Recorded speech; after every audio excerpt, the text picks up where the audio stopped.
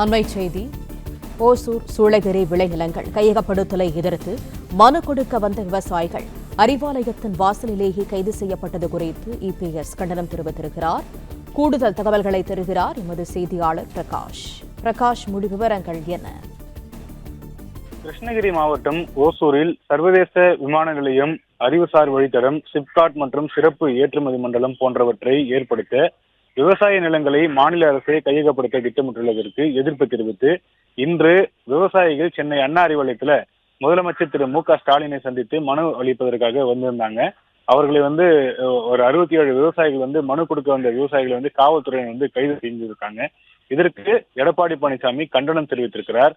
ஒரு முதல்வராக மக்களுக்கு எதுவுமே செய்யவில்லை என்று பார்த்தால் மக்களிடம் மனு வாங்க கூட இன்றைய முதல்வருக்கு மனமில்லையா என்று எடப்பாடி பழனிசாமி கேள்வி எழுப்பியிருக்கிறார். கடந்த 2021 தேர்தலுக்கு முன்பு மக்களிடம் மனு கேட்டு பெட்டியோடு அலைந்தவர் ஆட்சியில் இருக்கும் போது ஏழை விவசாயிகளின் மனுவை பெறக்கூட மனமின்றி இருப்பது திரு ஸ்டாலினுடைய உண்மை முகத்தை தோலுரித்து காட்டுவதாக எடப்பாடி பழனிசாமி விமர்சித்திருக்கிறார். கைது செய்யப்பட்ட விவசாயிகளை உடனடியாக விடுதலை செய்து அவர்களுக்கு உரிய மரியாதை கொடுத்து அவர்களின் மனுவை பெற வேண்டும் என்று வலியுறுத்தி இருக்கிறார். பிளே ஸ்டோர் மற்றும் ஆப் ஸ்டோரில் இருந்து பாலிமர் செயலியை QR கோடு மூலம் பதிவிறக்கம் செய்யுங்கள். செய்திகளை உடனுக்குடன் பெறுங்கள்.